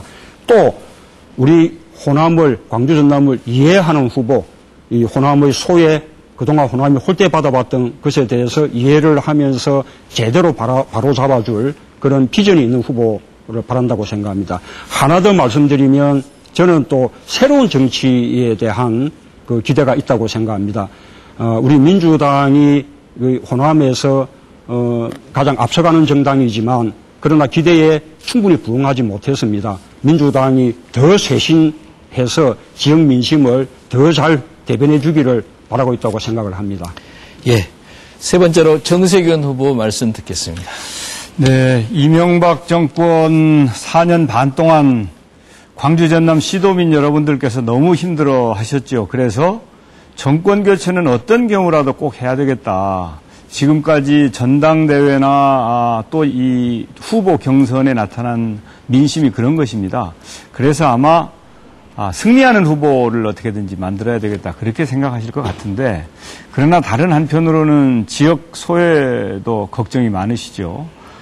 저는 이 경선이 종반전으로 갈수록, 그리고 대통령 선거가 가까워 올수록 우리 광주 전남 시도민 여러분들께서는 정말 민생을 제대로 챙기고 국가를 위해서 헌신하고 남북 평화를 이끌어갈 수 있는 그런 유능한 대통령 후보가 누구냐, 여기에 초점을 맞추실 거라고 생각합니다. 다시 말해서 대통령으로 뽑아놓으면 잘 할 수 있는 사람이 누구냐에 아마 그 결정을 하실 것이다, 이렇게 봅니다. 네, 끝으로 김두관 후보 답변 순서입니다. 이명박 정부의 국정 운영을 보면서 우리 강주 전남의 시도민들께서 얼마나 많이 가슴 아프셨겠습니까? 저는 그 강주 전남의 시도민들의 그런 정권 교체에 대한 열망을 저희들이 피부로 느끼고 있는데, 그런 걸로 보면 누가 새누리당의 대선 후보인 박근혜 후보를 가장 꺾을 수 있는 본선 경쟁력이 있는 후보인가를 정말 깊이 고민하실 거라고 봅니다. 1차적으로는 정권 교체고, 두 번째로 강주 전남의 발전소에 또 인사차별, 또 여러 가지 강주 전남의 해난과 이슈에 관해서 누가 가장 솔직하고 신뢰를 갖고 이렇게 함께 할 것인가를 저는 본다고 생각을 합니다. 대선 후보들이 말로는 많은 말씀, 공약할 수 있지만 그것을 실천적으로 정책으로 구해낼 사람 많지 않다고 봅니다. 저 김두관을 저는 강주 전남 시도민들이 선택해 주실 것이라고 확신을 합니다. 고맙습니다. 네 분. 기준은 두 가지인데 후보들의 생각은 참 다양합니다. 그런데 모두 다 맞는 말씀이지 않을까. 다만 강조점이 어디 있는지 유권자들께서 이렇게 바라보실 것 같습니다. 정권 교체, 지역의 변화, 정치의 변화, 민생의 구현, 그 모든 것들이 아마 복잡하게 우리 유권자들의 머릿속을 지금 왔다 갔다 하고 있을 것 같습니다. 자, 민주통합당 대선 경선 후보 토론. 지금부터는 후보자 자유 토론으로 들어갑니다.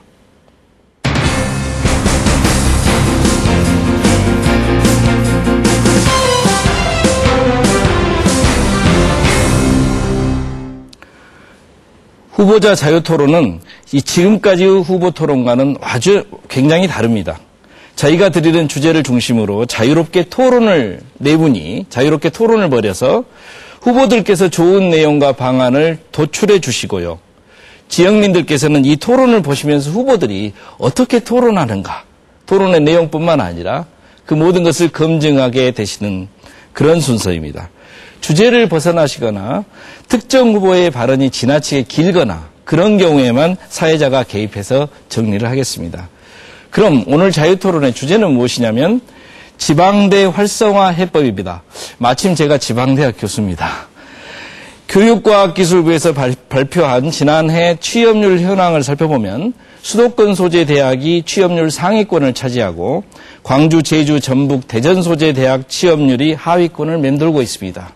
또 지방 소재 대학 졸업자들은 취업을 하더라도 임금이 낮고 비정규직 비중이 굉장히 높다는 그런 통계들이 제시되고 있습니다. 그래서 고등학교를 졸업하자마자 서울 수도권에 있는 대학을 목표로 우수한 인재들이 빠져나가고요.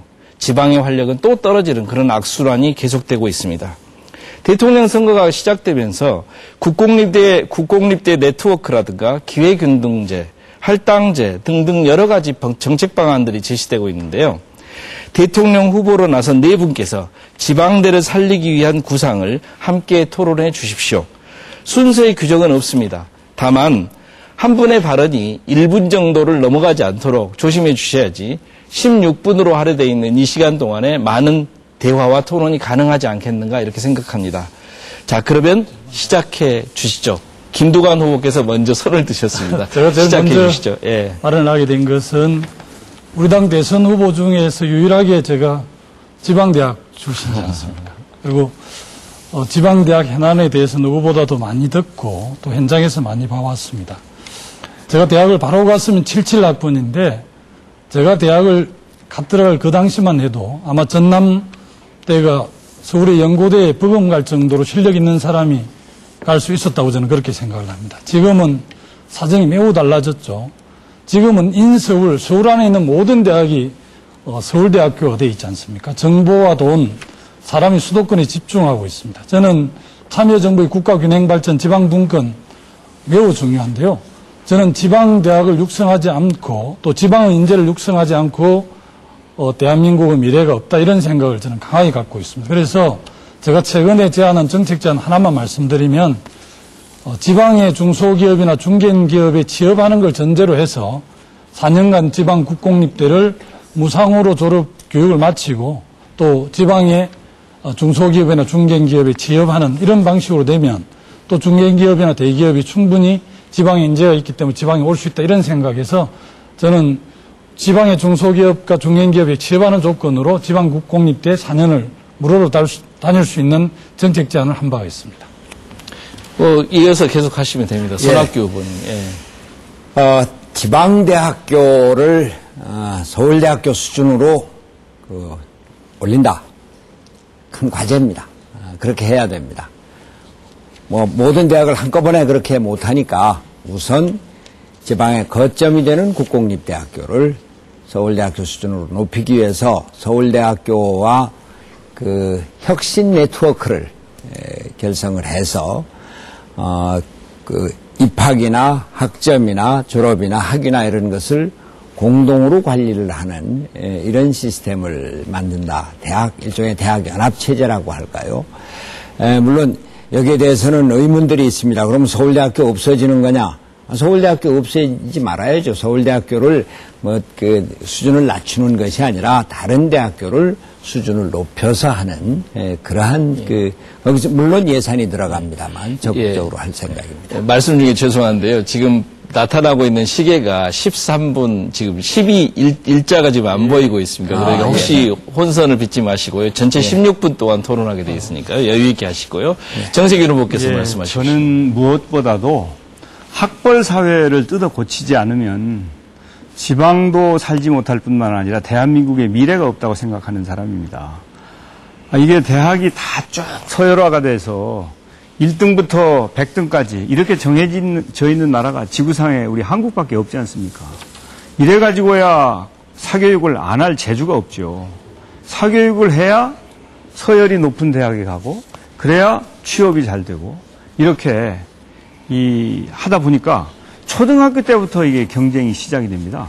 사실은 초중고 때는 전인교육을 하고 인성교육을 하고 이렇게 해서 사람 되는 일을 하다가 대학 때부터 본격적인 경쟁이 이루어져야 되는데 우리나라는 초등학교 때부터 경쟁이 이루어지니까 이런 근본적인 교육 개혁을 통해서 지방대학도 거듭 태어나야 된다 이렇게 생각하는데 제가 조사를 해보니까 이 호남의 명문이 전남대학교인데 전남대학교의 작년 취업률이 48%입니다. 전국 57.8%에 비해서 현저하게 낮아요. 그래서 참으로 안타깝다는 생각을 했는데 그렇다고 우리 전남대학 재학생들이 수준이 그렇게 낮거나 그런 것도 아닙니다. 이것은 분명 그 위치 때문에 차별을 받고 있다고 하는 것을 반증하는 것이어서 여기에 대한 대책이 절대 필요하다. 이러한 불균형을 해소하기 위해서는 지방대학에 대해서 확실하게 지원을 해야 된다. 국가 재정 지원도 필요하고 그리고 저는 인재 할당제를 통해서 지방대학 출신을 공무원이나 공기업이나 여러 분야에 걸쳐서 충분히 쉐어를 줘가지고 할당을 해서 그 사람들에게 길을 열어줘야 된다고 생각합니다. 이런 노력이 이루어지면 지방대학을 가도 불이익을 받지 않고 지방대학을 졸업해도 기회의 문이 열려 있다고 생각해서 지방대학과 수도권 대학의 차별이 해소될 것이다 이렇게 생각합니다. 예, 문재인 후보께서 저도 이 학벌 차별 공감하면서요. 구체적인 방안으로 블라인드 채용제 채용을 할 때 학벌 집안 출신 지역 이런 것은 다 이제 가리게 하는 그런 제도가 필요하다고 생각합니다. 이 KBS 정연주 사장님이 KBS 사장 재직할 때 그 경험 이야기인데요. 그전에는 그전에는 이 KBS가 기자, 아나운서, PD 이렇게 모집할 때 우리 3개 명문대 이 출신이 80% 이상이었다고 합니다. 그런데 채용 면접 때 출신 학교, 지역, 또 가족 관계를 가리고 면접을 하게끔 했더니 3개 명문대 출신이 30% 아래로 떨어지고 비명문대 지방대 출신이 대폭 늘었다는 겁니다. 전남대학이 1등을 한 적도 있었다고 그렇게 책에 쓰셨거든요. 그렇게 우선 이제 블라인드 채용제를 실시하면 지방대학도 당당하게 경쟁할 수 있다. 당당하게 채용될 수 있다. 그러면 지방의 학생들이 굳이 또 서울 다 갈 필요가 없는 것이죠. 그런 걸 통해서 지방대학을 살 수 있다고 그렇게 생각을 합니다. 네 분이 다 굉장히 좋으신 말씀들을 해주셨는데 사실은 그럼에도 불구하고 지방대학이 스스로 어떤 자구책을 찾는 문제도 상당히 있거든요. 국고를 보조해 주는 것, 또 어떻게 그들이 취업할 수 있도록 도와주고 위에서 도와주는 것도 있지만 동시에 각 지역 단위의 지역 발전이라고 하는 것이 좀 담보가 돼야만이 지방대학의 취업을 더 할 수 있고 그 지역에서 기능을 할 수가 있을 것 같은데 연관해서 좀 더 말씀을 정세균 후보 말씀. 지방대 문제와 경제 문제, 일자리 문제와 떼어서 생각할 수는 없다고 저는 생각을 합니다. 지방 경제가 활성화되면 일자리가 많이 늘어날 테고 괜찮은 일자리들이 지방대 출신들에게 기회가 주어진다면 왜 지방대를 마다하겠습니까? 문제는 지난 수십 년 동안 심각하게 누적되어 온 이 양극화 문제, 수도권과 지방의 경제적인 양극화, 일자리의 양극화, 이 산업의 양극화, 이런 근본적인 문제를 해소해야 되기 때문에 저는 이런 양극화를 해소하는 방안으로 분수경제라고 하는 그런 저 나름대로의 정책을 내놓고 있습니다. 이것은 재벌개혁과 또 공정한 경쟁, 세제개혁, 금융개혁 등 전반적인 양극화를 해소할 수 있는 개혁을 통해서 지방의 일자리를 만들어줘야 된다. 제가 공익은행을 만들자, 사회적 기업을 만들자, 또 교원도 확충하자 하는 그런 정책을 내놓는 것도 이런 양극화 해소를 통한 종국적으로는 지방대학의 문제를 해결하는 그런 방안도 함께 제시하고 있는 것이다. 이렇게 말씀드립니다. 아까 사회자님 말씀대로 국가의 지원도 중요하다고 생각합니다. 지금 우리 2010년도 통계를 보면 우리 이제 교과부가 대학 지원 사업으로 서울대학에 지원한 금액이 한 6천억 됩니다, 연간. 그런데 우리 지방의 거점 국립대학들이 지원받은 금액이 1,600억. 그러니 뭡니까? 이게 3분의 1, 4분의 1밖에 안 되는 거죠.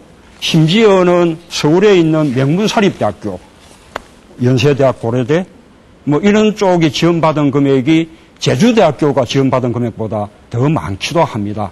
지방사립대학의 지원은 더 형편없죠.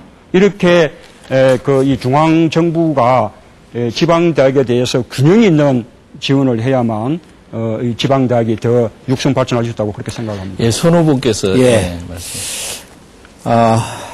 대학을 이렇게 평준화하는 것도 중요하지만 말이죠. 또 하나 우리가 신경을 써야 될 게 대학을 어떻게 산업과 연결을 시키느냐.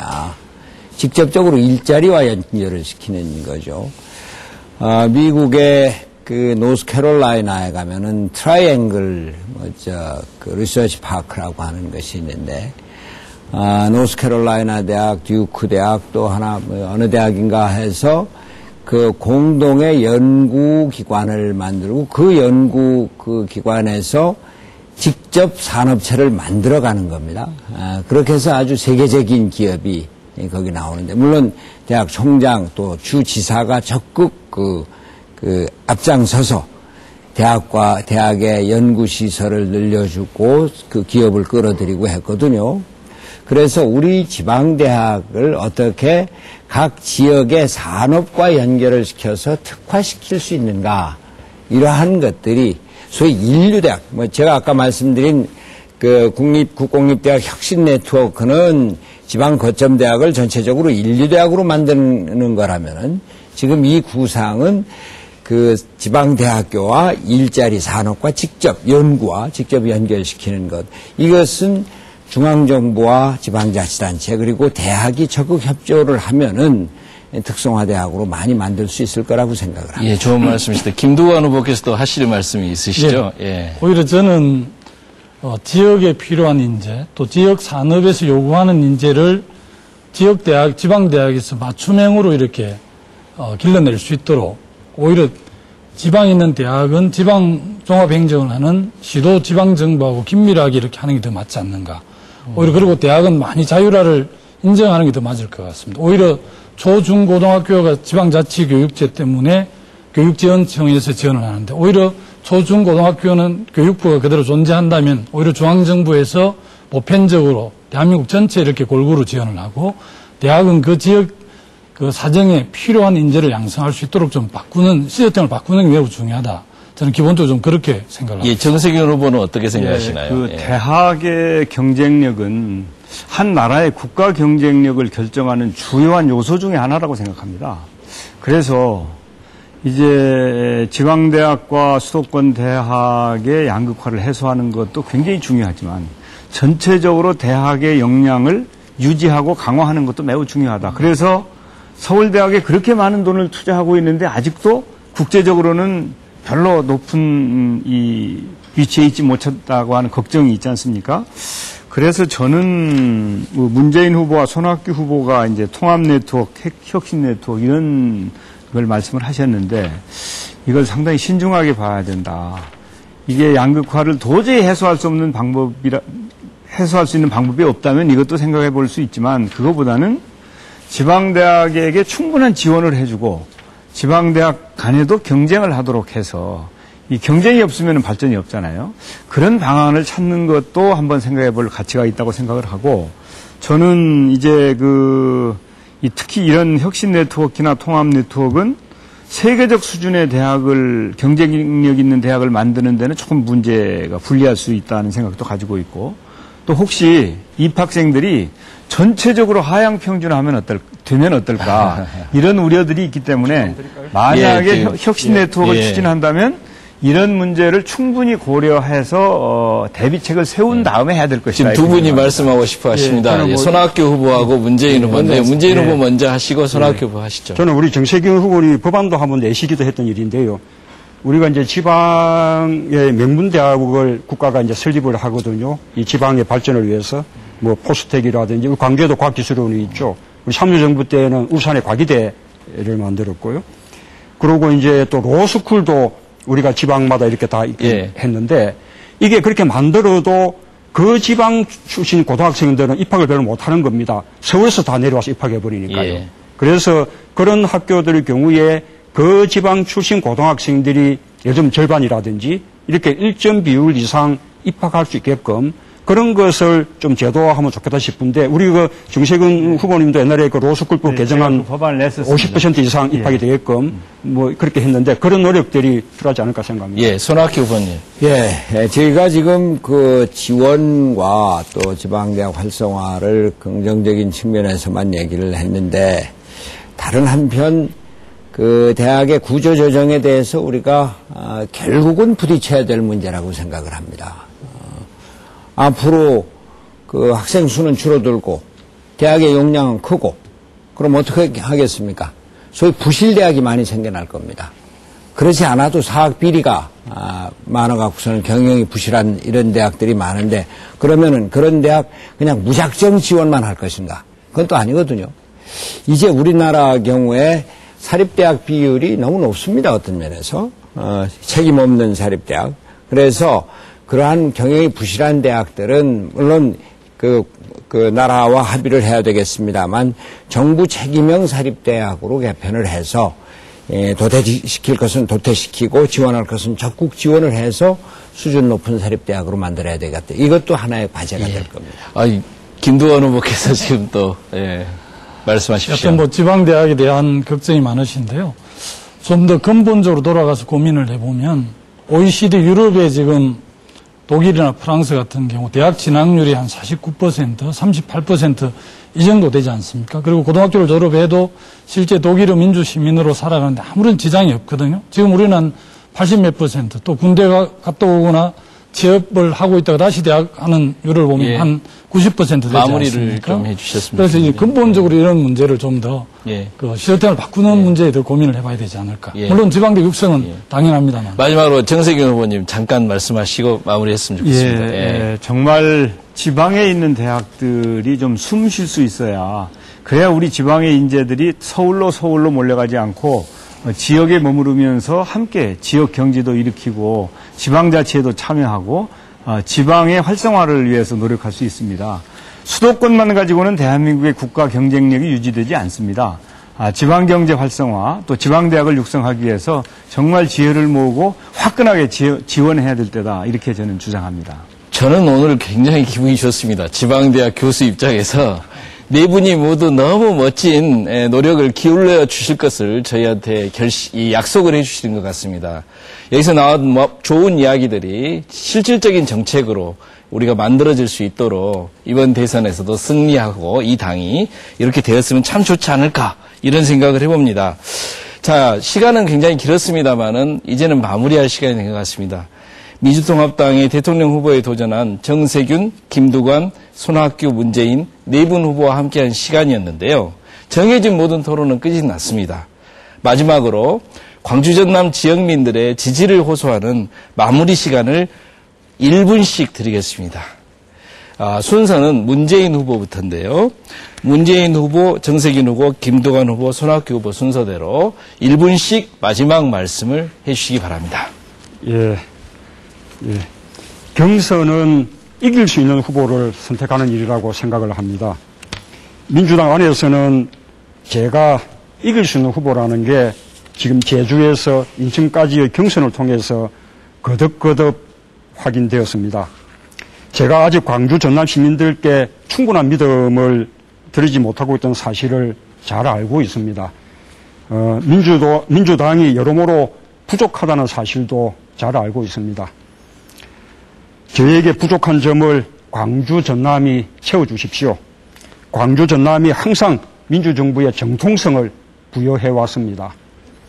광주 전남이 선택해 주시면 우리 민주당이 달라지고 또 우리 민주당이 정권교체의 중심이 되고 또 제가 범야권의 대표 선수가 돼서 정권교체를 해낼 수 있습니다. 광주 전남 시민 여러분 도와주십시오. 힘을 모아주십시오. 감사합니다. 예, 다음은 정세균 후보 마무리 발언하시겠습니다. 네, 저는 김대중 대통령이 발탁하고 노무현 대통령이 중용한 후보입니다.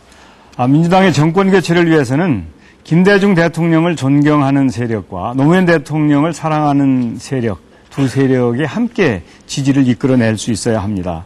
김대중 대통령께서는 마지막까지 통합을 당부하셨습니다. 김대중 정신을 온전히 계승하는 정세균이 민주당의 통합과 정권 교체를 꼭 완성하고자 합니다. 차기 정부는 정말 유능한 대통령이 이끌어야 한다고 생각합니다. 유능한 대통령은 국민의 눈물을 닦아주는 대통령이 아니고 국민이 눈물을 흘리지 않도록 할 수 있는 대통령이라고 저는 생각합니다. 3기 민주정부를 성공시키려면 국민을 따뜻하게 안아주는 착한 대통령도 좋지만 국민의 상처를 치유해 줄 수 있는 능력 있는 대통령이 필요합니다.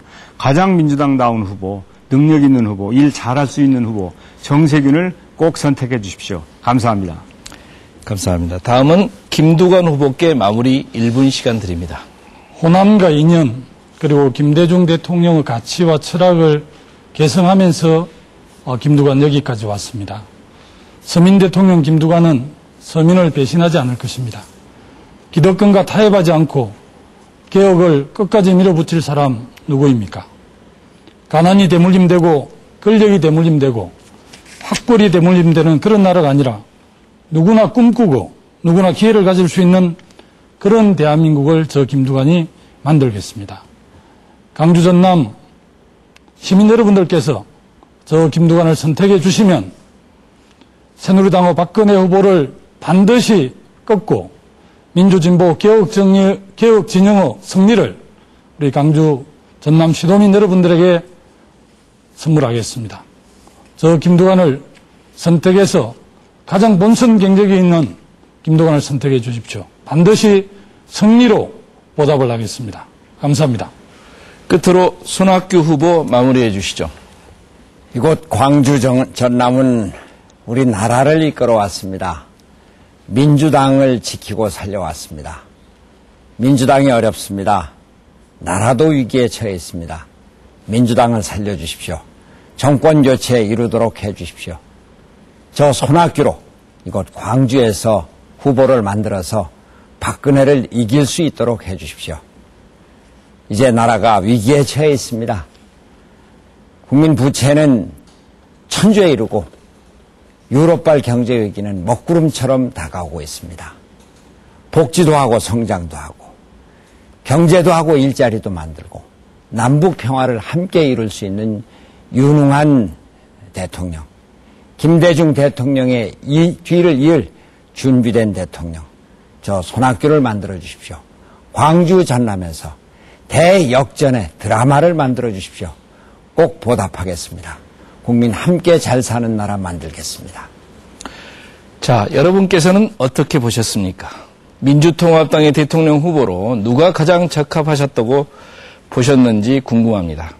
내일과 모레 이틀간 모바일 투표가 있습니다. 모레는 투표소 투표, 그리고 6일 순회 투표를 거쳐 광주 전남 경선 결과가 발표됩니다. 지역민의 마음은 과연 어디를 가리키게 될까요? 네 분 후보 모두 선전하시기를 바랍니다. 오늘 토론 함께해 주신 모든 분들께 감사의 말씀 드립니다. 민주통합당 중앙당 선거관리위원회 주관으로 광주 전남 방송 3사가 공동으로 마련한 토론회는 여기서 마칩니다. 여러분 감사합니다.